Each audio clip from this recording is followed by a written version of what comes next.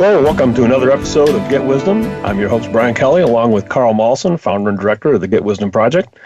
Another interesting topic up on for discussion, Carl, meditation. It's a common practice, certainly known world over, very concentrated in the East, but has made huge inroads in the West in the last few decades. Yes, well, I was just thinking, listening to our lead-in about what would God say to today's troubled world, and I think in a nutshell it would be, wake up, get with it, because you're being fooled, you're being duped, you're being suppressed, you're being manipulated, you're being misled all day long in multiple ways by multiple people around you in the institutions. So there we are. It's not a happy message to convey. Wow. Creator's not happy about it either. So I think this is going to be news to a lot of people. So people think of meditation as a tool for self-improvement, which it very much can be. But it can also be something that actually ends up being make work for no really valuable gains, and also a danger. So we're going to lay that out for you today. All right, let's get on with it.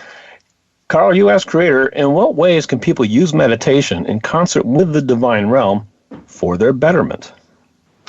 All right, and these are the words from Creator that I channeled in response to that question. As we have discussed with you many times, there are many lost opportunities to use meditation productively. When done in a vacuum, nothing new can come in.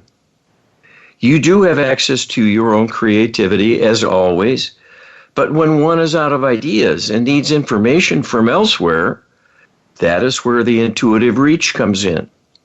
You can go out intuitively through extending the mind to seek knowledge and information by tuning into something of particular interest.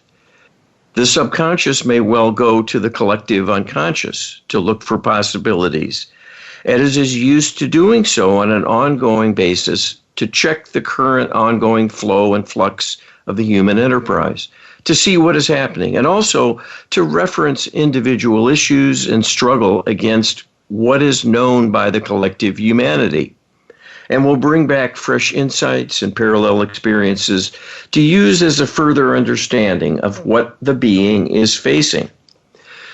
There are higher sources of wisdom one can tap into, but this must be requested. You can ask the higher self directly, and then the higher self is free to use its resources in reaching further to Creator or other light beings for insight to pass along. And you can also always ask Creator directly about things you are seeking information and guidance. You can also query knowledgeable light beings about particular matters, and they are happy to assist when they are approached in this way. It is a divine undertaking to help one another, and always is a blessing for both parties. Helping and receiving help are both manifestations of love in some form, and that is divine. It raises up all involved. When you meditate and do so with a purpose, other than simply sitting quietly and tuning out the world as a stress reduction endeavor, you can ask Creator directly for information and guidance to see new insights and divine perspectives about all manner of topics. There are no limitations other than your imagination and your ability to hear our answers. Most commonly, this comes in quite indirectly as an inner thought or hunch of some kind. When you reach out to Source Creator, in most cases, you will receive information and guidance indirectly, and this will come as an inner knowing, a sudden realization, or a new thought, seeing the problem in a new way, and will seem like finally getting a breakthrough and having a focus on the problem in a new fashion. This will seem like your own thoughts and not something from the outside. This is how we operate normally, without pronouncements, without fanfare, and without announcing our presence even in your thoughts.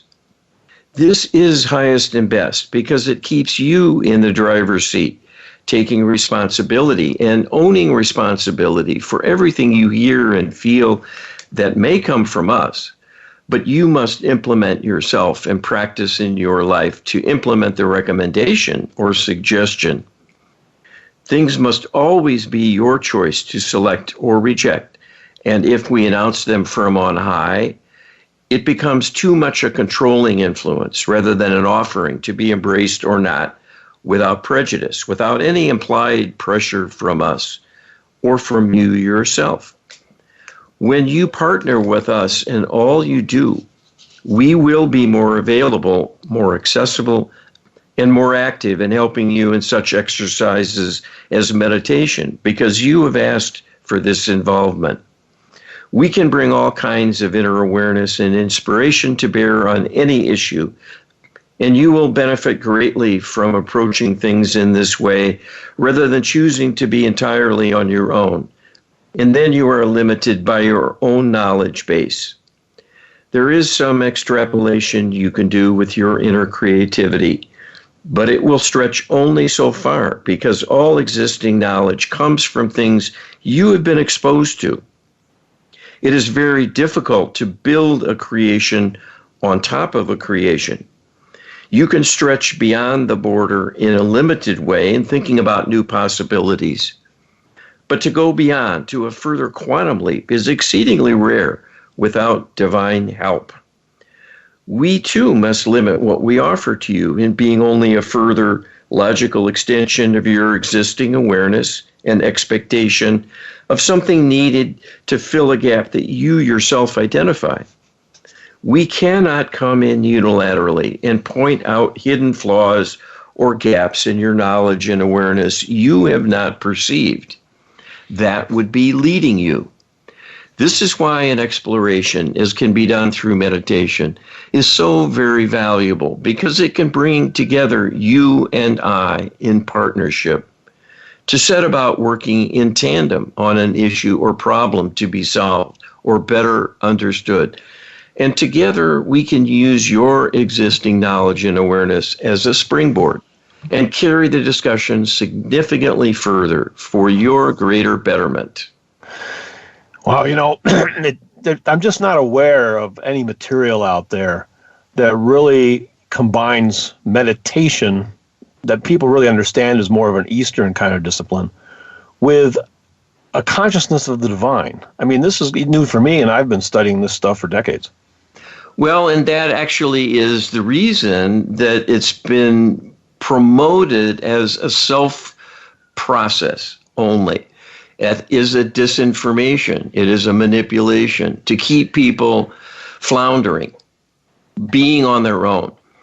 The whole idea in many of the Eastern disciplines to detach from the material and enter into a sort of state of disconnection as though that's an exalted thing is also disinformation, unfortunately. It's a twisting of the teachings of the Buddha from long ago. And the reality is we are an extension of God. And if we ignore the Almighty in everything we do, we're going to be on our own.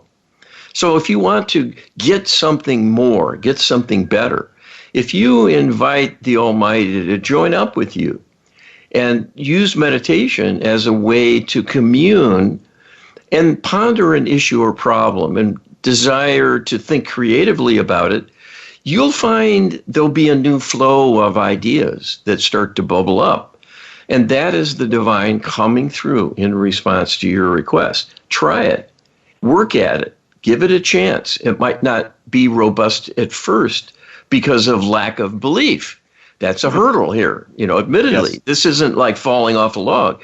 You have to believe in order for this to work because you have such free will that you can say no to God, and most people have. They've turned away. They've lost their belief, or it's diminished to such a point that the Almighty cannot show up. Right. It has to stand aside much of the time. Indeed. So this is a reworking of your focus and intention to include the divine as a source of inspiration. And that's when things can happen. Well, it's certainly a new insight for a lot of people, and a very powerful one. Thank you for bringing that forward, Carl. You asked Creator, given the cautions around meditation, I am confused as to whether I should continue this practice and whether there is a beneficial form of meditation which could consist with developing intuitive ability to connect with the divine, or are there better or faster ways to achieve this? Okay, and this was a viewer at our website who asked this question, and this is what Creator says. Almost any intention to do an outreach intuitively will find its target, because the divine always knows what you are thinking. The problem is on the other end of the conversation. You do not need anything fancy to be heard. If a ritual process increases your belief that something will happen, it can make a difference. But that is all it accomplishes. It is not magic. It is not something beyond the self that it signals. It is only you and your psychology that is potentially influenced. The truth of things is that Creator is within you at all times, and the divine realm is always at hand and attuned to you.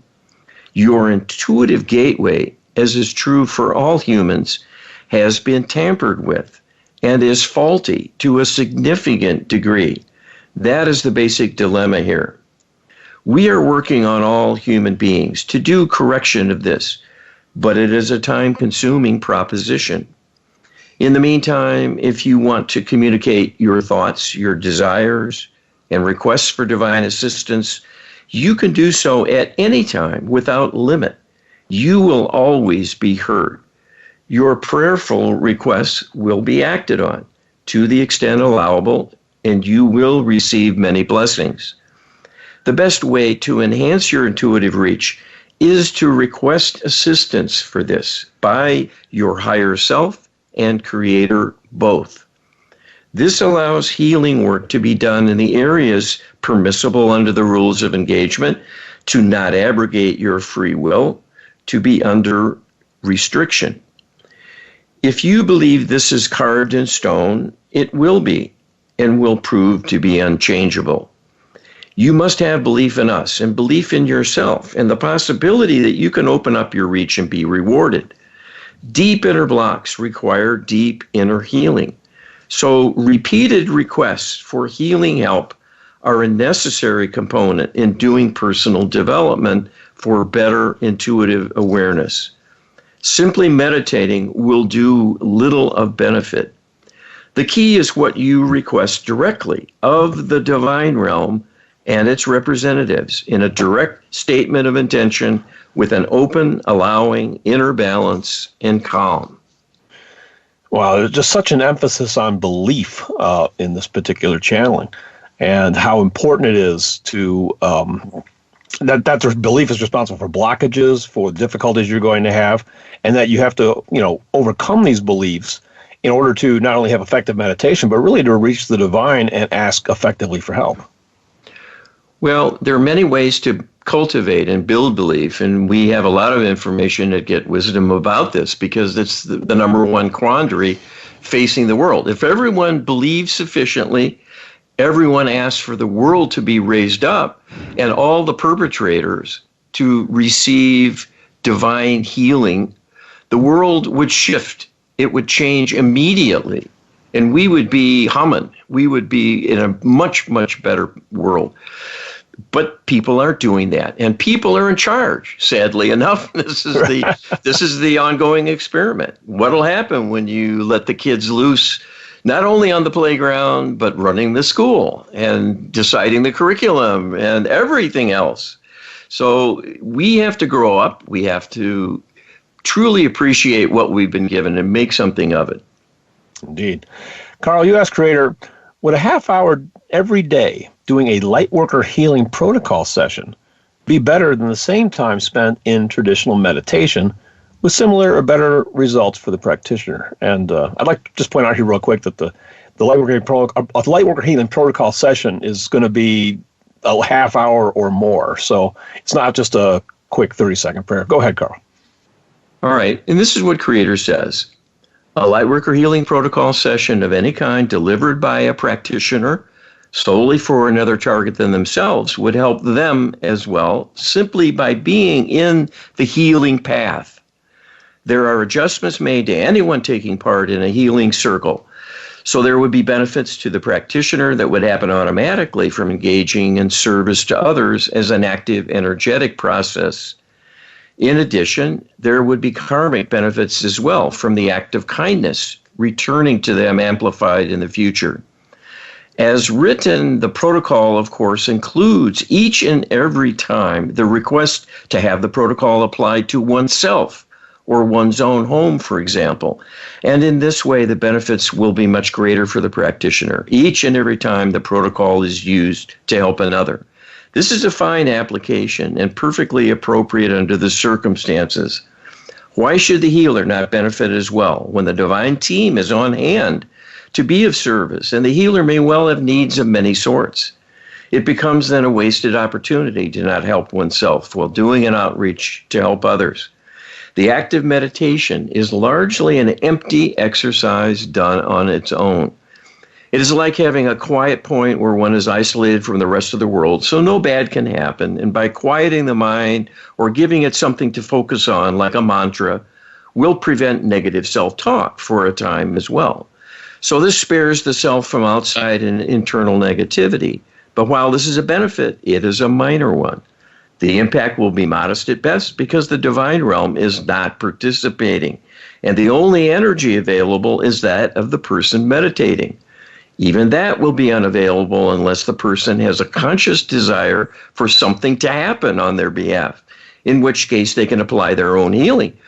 But in its absence, the session will be only a quiet time with no significant benefits beyond avoiding negativity for a short while. As we've commented before, it is very much like picking up a phone to have a conversation, but then not dialing a number and simply sitting and listening. Very little will happen in such an activity of any real importance.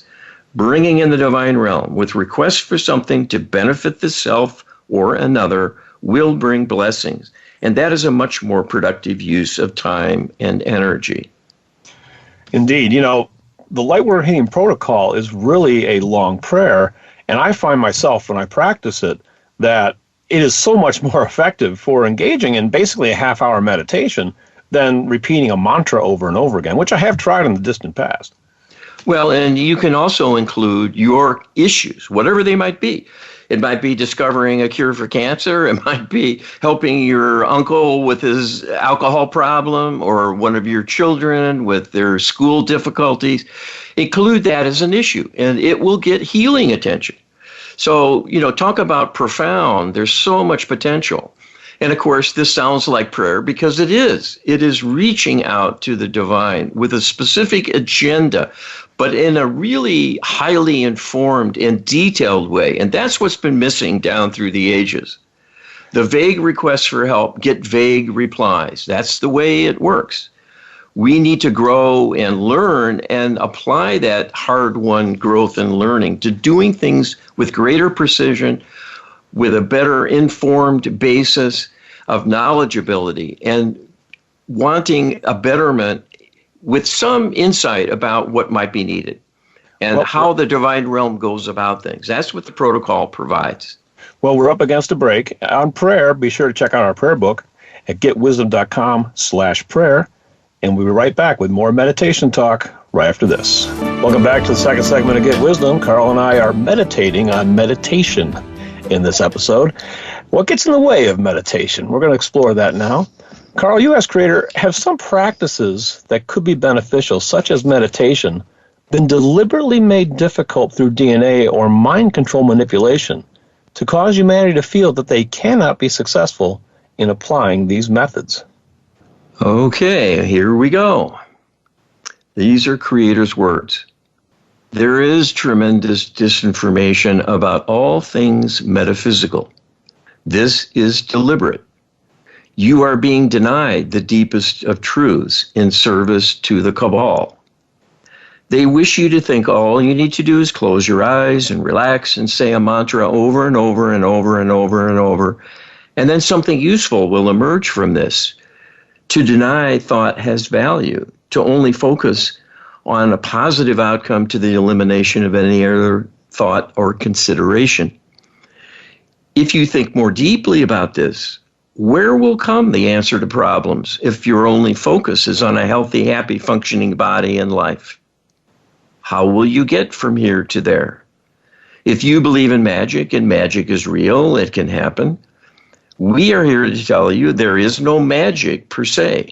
There is only the laws of the universe. And in a physical realm, there needs to be physical engagement and physical manipulation in order for those things to come into being that are the most possible. Through application of consciousness, the entire world can change. But no living human has the level of power within their consciousness as a human expression to transform the world instantaneously. That cannot exist within the human form. It is too imperfect a vessel. So the metaphysical approaches are all sound and have value up to a point. There is a benefit in relaxation to shut out the mind chatter and the causes of stress and to enjoy the benefits of relaxation, to have a hormonal reset, to bring the body back into a state of calm and a peacefulness that is health promoting. There are benefits to this, but to get serious answers to serious problems will require divine inspiration and an engagement with the collective unconscious as well, and a connection with higher guidance at multiple levels. Those light beings assigned to you to shepherd you along, to keep you protected, and to provide healing and a gateway to all that is in the form of the higher self. All play a role in bringing information and knowledge forth. If you meditate but do not talk to Creator, you are sitting in a void. And I would pose the question, what value comes from sitting in a void? Will the answer to your prayers come from sitting in a void? Will the next solution to a human dilemma come from sitting in a void? Or will it come from having a dialogue with a higher source of knowledge and wisdom? So you do reach out instinctively to the collective unconscious. You reach out instinctively to your guidance because you have been designed to do so. The interlopers have corrupted these gateways. They have restricted your reach to higher self, to the divine levels beyond. They have restricted your reach to the deepest levels of your mind, wherein the deeper awareness of your history and its heritage reside. And that part of the mind is always in turmoil because it sees all the carnage you yourselves consciously are unaware of. You think your life has started fresh and you came in as a shiny new soul and your learning is what you recall. This is not the case. You have learned many, many lessons, and you have learned many, many corrupt messages and drawn many, many false conclusions from the pain and suffering to which you have been subjected. You have been trained to blame other humans, but never to see you were drawn into the folly of war by an outside controller, setting up conditions for war and leading you like sheep to sign on in service to the flag and so on. All of which is busy work for the extraterrestrials and the dark spirits who prey on both human and extraterrestrials. It is sport for them. They greatly enjoy when people squirm. It is who they are. It is a level of depravity at the very greatest extremes. When you see a human committing atrocities, it is only because their dark influences have made them do this. It is showing its hand, the dark influence, when this occurs. So the signs are there to illuminate the very workings of things. And so we would propose that you engage with this a bit and try it for yourself. If you meditate, try reaching out to Creator and ask Creator to show you something. Ask to feel something new, be shown something new, to be given a sign that the divine realm is real, to help you solve a problem you face. Or finally make a choice that might be unpleasant no matter what you do, but you need to act. You will get a response if you believe, and if you believe you are worthy. Most people at this point neither believe in the divine any longer sufficiently for us to have a dialogue, nor do they believe they themselves are worthy of a divine intervention on their behalf. This is how badly things have gotten with the outside interlopers dragging everyone down. So we do not mean to totally discourage you here. We are simply explaining that this may not be quite as simple as it seems on its face. Many are not equipped any longer to receive divine help. This is why those who still stand strong and feel their spirituality within, who believe in a loving God and that God has a plan for them and will help them if they ask, are the only ones who can bring about change. We do not wish to discard anyone or reject anyone. You do this yourselves. You got yourself into this by believing the false stories, believing the disinformation, turning away from first religion, but then all other ways of connecting and communicating with the divine realm. If you go back to that and cultivate that connection, then your metaphysical pursuits will be empowered. Your reach will be greater than ever, and you will accomplish great things in all you do because you are truly reconnecting to the power center you belong with. This is a choice for you, and it is real. Well, there's just so many implications in this. The word standing strong comes to mind. A lot of people who engage in meditation probably don't, a lot of them don't believe in God. That's not true of all of them, but that's true of some for sure. But yet they feel like engaging in this practice is going to enhance and increase their personal power. And they probably don't have an awareness. If they don't believe in God, they're probably not believing in interlopers and negative dark spirits that are also working actively against them. So they really don't know what they're up against. And the standing strong part, means that there's an understanding that these forces are arrayed against you, and you're going to persevere anyway. But there's a lot of meat here to digest. Well, and this struggle has been ongoing all through human history. And Creator has pointed out to us that the Bible is a whistleblowing document. It's a series of whistleblowers who came along and pointed to where the problems lie, what is truly happening with the world. It's all in there. It's using different terminology than most are used to. It's not a modern look at things because those weren't modern eras. They were very primitive states of development and sophistication. But it all starts from the very beginning. Genesis talks about the Nephilim. Mm-hmm. These are the offspring of the giant Anunnaki race that came here to prey on humanity. It's an ancient language term meaning giants from the sky or those who came down, and it is literally what it says. And those meanings have gotten lost through time because we're not supposed to know. Right. And that's the problem all the way through, that prophets often get corrupted, and then a lot of dark things got into the Bible for that reason.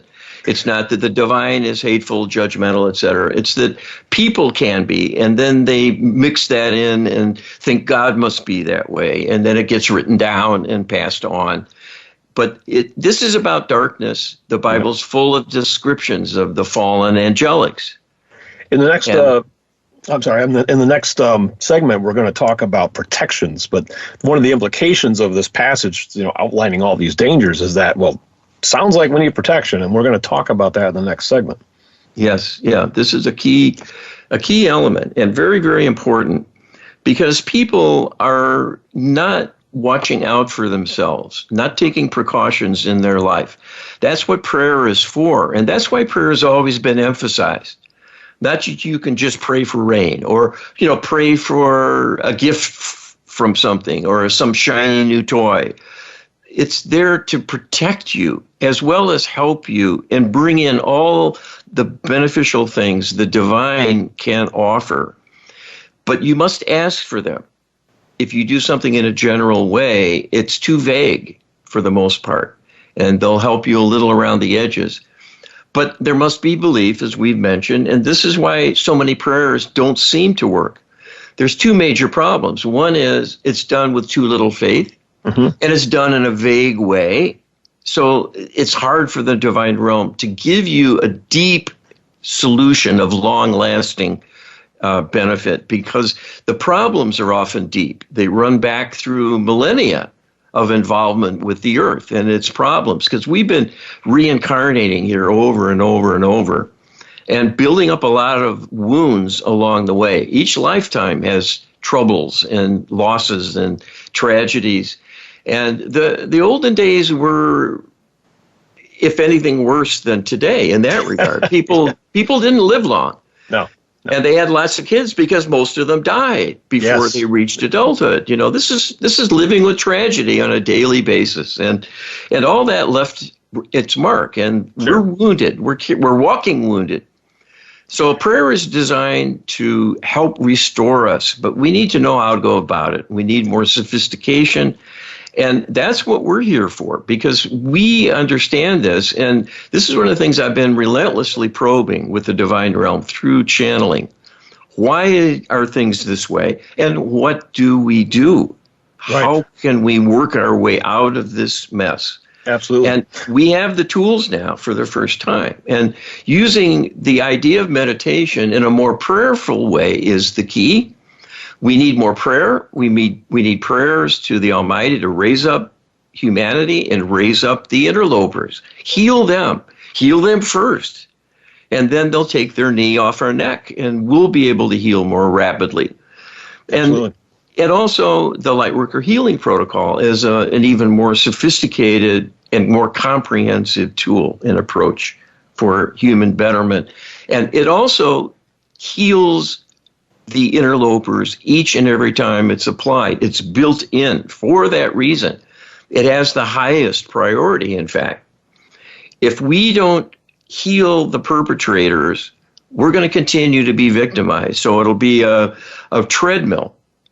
Absolutely. Where we make, one step forward and then we get one step back or two steps back if we get slammed. So it's just like having a bully that bothers you every day you go to school. And you can come home with a sore nose getting socked every day and get Band-Aids and maybe stitches once in a while. And maybe you get a broken bone in the bargain. Or you can heal the bully. Right. And then everything stops. You don't need first aid. You're safe. Absolutely. I meditated in the past. It's been fits and starts throughout my life. And one of the things I always wondered about was, why does this have to be so boring? The boredom was more excruciating than anything for me. Now, a lot of people meditate because they're stressful of stress and anxiety. And when they meditate and that anxiety kind of recedes a little bit, that becomes a reward in itself. Yeah, I'm myself, I'm not a very stressful or anxious person. So when I meditate, I just experience pure boredom. And I think, wow, how can this be a divine path? I wondered about that. Well, I'm wondering if there might be some interloper, propaganda involved with that as well, to kind of you're sitting there watching these human beings bored out of their mind and give some enjoyment of it. Yeah, and as you know, we do know lots about these things, and we're always at risk in doing an outreach to the public like this forum in talking too much about that dark influence because it seems wild and wacky and delusional, frankly. I get it. 5-10 years ago even, I would have thought this was all nuts. But now I know that it is reality. It is true. And I see its workings very, very clearly. And the more you know about what can be done and what is in existence, the more of the world makes sense. Because you see the handiwork everywhere with people running around spouting slogans that they can't possibly truly believe in their heart of hearts, but yet they do it.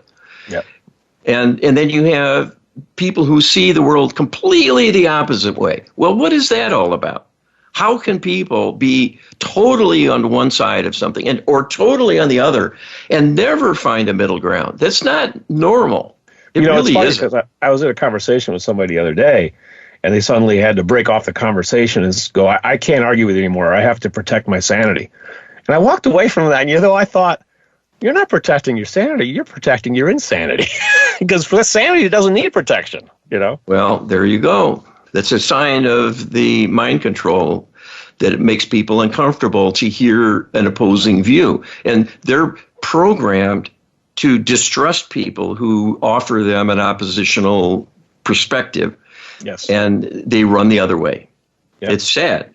So the people who are open and capable of doing things like prayer are the future, and they're our only hope. We need more people in the game dealing with the divine and working on behalf of humanity, because most people won't do it. They're not in a condition to do so, and they're not open to the idea. Well, it's a catch-22, because obviously, meditation can help to resolve stress, and yet if people are, against taking advice that would help open up possibilities and enable them to do something really effective, like we're taking protocol, that creates a problem. But we're here to work through it anyway. That's our mission, Carl. Well, if we have in our prayer book a list of recommended prayers, and you can go through and say those prayers in about 2-3 minutes. It doesn't take long. So if you meditated and then just open your eyes and read these prayers, you get something out of your life you weren't getting before, if you have belief. So this isn't hard stuff. Right. And you don't have to start off with a lot of belief. You can that's the whole point of inculcating a belief, is that it builds over time as you begin to see results. Carl, we're on a break. We'll be right back after this with risks of meditation and necessary precautions. See you in a bit. Back for our final segment on meditation. Now we're going to talk about risks of meditation, necessary precautions. Carl, you asked Creator, can you help us understand in what ways tuning into our own subconscious to meditate or seek higher awareness can get us into trouble? All right. This is an important aspect of this, and it's true of all of life. We can come a cropper. We can make mistakes. We can have accidents happen, and especially with lack of planning or lack of understanding, and we're getting in over our head. So this is what Creator says about the active or the process of meditation with regard to risks. All of the tools used by humans to help them connect to the deeper levels of the subconscious are gateways to the higher realms as well. So we would not wish to take away any useful means through which people can connect with the divine. At the same time, it is important to recognize that the subconscious is the playground of the hidden forces working against humanity. Humans have been partially disconnected from the deep subconscious, and this allows the extraterrestrials to talk with each person and work with their mind directly to program them, to fill them with this information, to give them false suggestions, false interpretations of even events in the news that have been reported, and on and on. This body of false teachings then is incorporated into beliefs by the person themselves. This is the insidious nature of the manipulation going on. The subliminal messages bombarding humans through all of the electronic media are yet another means to impart information subconsciously, and this is aided with other technologies. A nanotechnology of multiple types to transduce signals into information directly into the mind, to bypass the ability to ponder and reason. This accomplishes the goal of having people who are in effect more robotic in some ways than normal, because they are pre-programmed with beliefs and knowledge that is false. So this is the backdrop, and you are on track here in wanting to understand and to safeguard your own mind and keep the manipulation at a distance. This can be done through divine help, and is the best and most effective way to do so. If you work on your own, you will be on your own. And when you meditate, what you are doing is creating, in effect, a vacuum, and that will want to be filled. It might be filled by your own subconscious, bringing to you pre-programmed information and disinformation as well. It might be filled by the divine if you reach out to the divine with a request as you meditate. This is your choice. You will receive what it is you are requesting. If you direct your thoughts outward in meditation to commune with the planet or with broader consciousness, but ill-defined, you will get whatever source of control is monitoring things and will use that opportunity to swoop in and engage with you and then begin a process of hand-holding that will likely never stop. So there we go. You are opening yourself to trouble. things will happen. And we've been told this multiple times by a Creator. When you reach out with your mind, something or someone will always answer you. You may not hear a reply, but you will get one. And if it's divine, it might be slow in working something behind the scenes to make something happen you're desiring on a request, for example. But something will be set in motion by the divine in answer. And the same is true of an interloper. And they'll be more actively willing to engage and interact more visibly, more strongly. And appear divine in the process. And they're very good at it. Very, very good at it. Yes. Carl, you asked Creator, a viewer asks, I always believe prayer and meditation are quite similar. However, since I've been listening to you and following the following initiative, strikes me as something perhaps not so good or liable to be misused. Any teacher with a K through 12 classroom can gain free access to a leading app for meditation and sleep. Sounds good, right? Teachers will get unlimited access to guided meditations and mindfulness exercises, including programs tailored for age groups from pre-kindergarten through high school. Now, the pre-kindergarten makes me a little uncomfortable. The goal of this initiative is to provide teachers with the tools and resources they need to help kids to develop a lifelong capacity for greater self-awareness, concentration, patience, and resilience. What are the benefits and risks of this practice? Because I think they're both present. And Creator tells us, unfortunately, the risks far outweigh any benefits. As you know, meditation in and of itself has some value as a way to de-stress by calming the mind for a time and standing down and choosing to not think or focus on the struggles of the day and allow one to have some peace and calm and quiet. And this can help restore a person by giving them a rest period. That is a far cry from true self-improvement. It is more like a return to a neutral baseline so people can have a state of calm within to engage in the next task. So it is sort of like hitting a reset button in a sense of providing a return to a calmer state of mind to begin anew. But that is hardly an achievement and a way to create lifelong benefit through any kind of meaningful strengthening or self-improvement in a tangible, demonstrable way. It is simply a belief that has crept into human awareness because of disinformation promoting this as a new age approach to betterment, and because it is essentially a secular exercise, even when done by a, quote, spiritual person, unquote, with a spiritual purpose in mind. It will do no such thing if it does not involve a specific outreach by the mind of the practitioner seeking out a divine figure to commune with, to make a connection of some kind, and perhaps to request guidance, information, support, or healing during the interval taken for the meditation exercise. In the absence of a deliberate, specific spiritual outreach, this leaves a vacuum, and the divine realm must simply stand by and watch what unfolds. We have told you before that any outreach beyond the self wanting something to happen will be met with a reply and an answer from the beyond. But that is largely provided by dark entities of all kinds who watch for opportunities of this kind and will use it as a way in, a way to gain an entrance into the person's consciousness and physical energy field. And then things will worsen from there, because once a toehold is established, they will take up residence and then begin to manipulate their host and eventually cause a worsening of things and even a tragic consequence. To have the educational system outfitting naive, innocent young minds with a tool of self-destruction in this way is quite disheartening and so typical of the strict adherence to secular practice and the shunning of anything spiritual in the school setting. This is a well-meaning perspective that was important in its day, given the past history of state-influenced church institutions and the problems they caused the populace.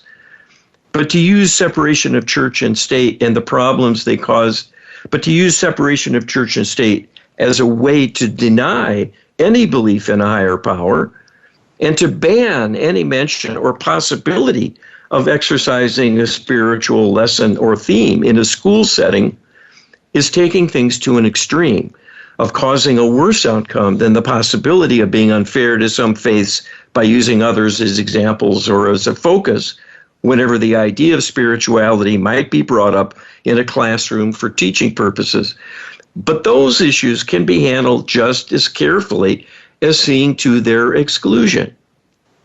There are many ecumenical approaches that can be even-handed to recognize all major faiths as having common central ideas and benefits without shunning the very idea of faith as though it is tainted and will be damaging. This is the wrong message to give the young and is quite sinister in its origins and its consequences. So this meditation approach, in the absence of any spiritual protection, is a gross negligence of the first order and will incur significant karmic penalties for all who promote and facilitate this practice. That is not a small warning, not at all. Well, I can tell you the young are very, very vulnerable. Their minds are very active. They're programmed from the get-go by Creator to seek knowledge and soak everything in. And when they're doing this on their own with no real guidance and with no precautions to safeguard them, watch over them, exclude anything negative from intruding on them, this is something a teacher could say a simple prayer for, and it would be done. Right. You don't have to even get the kids praying for their safety if you don't want to freak them out, but it depends on the age, of course. And of course, in this day and age, you may not want to broadcast that you're doing the prayer, but do the prayer is what you're saying. That's really a good insight there. Well, let's do this last one because it helps with the pointers. Gotcha. All right. You asked Creator, how can meditation be protected and privacy maintained to prevent outside interference?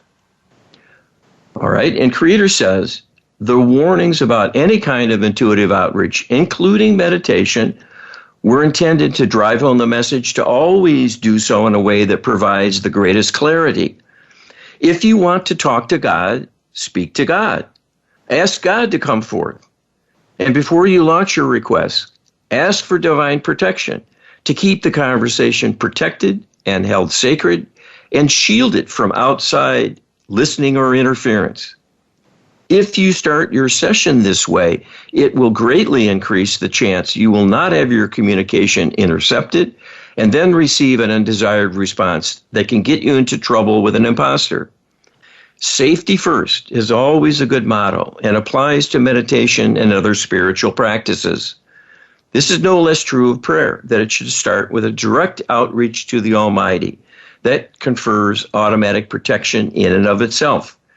If you go directly to Creator to have a dialogue, the communication will be in confidence and shielded from outside listening and any kind of interference. It is when one reaches out in a more vague way that anyone can step in and make themselves the focus of the conversation. And this is how people get off track and end up being harmed. Prayer works and is safe because it typically begins with such an outreach using the words, Dear Lord, or Almighty God, and then continuing with a request of some kind. That immediately brings divine shielding to the interchange. So that is a far better way to meditate. To meditate with the Almighty there to convey things to you. Hear what you wish to see and have happen so a plan can be made to answer your requests directly or indirectly over time as most appropriate for what is desired to happen. All right, if you try this, you will be rewarded. The usual caveats we've discussed apply, but it's up to you. Cultivate faith, trust, be open, and watch and wait. See what happens. And don't try to force things. Just relax, let go. That's the key.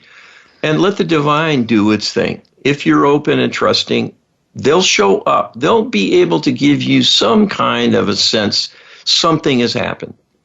And it might be that a solution to something you're working on pops into your mind.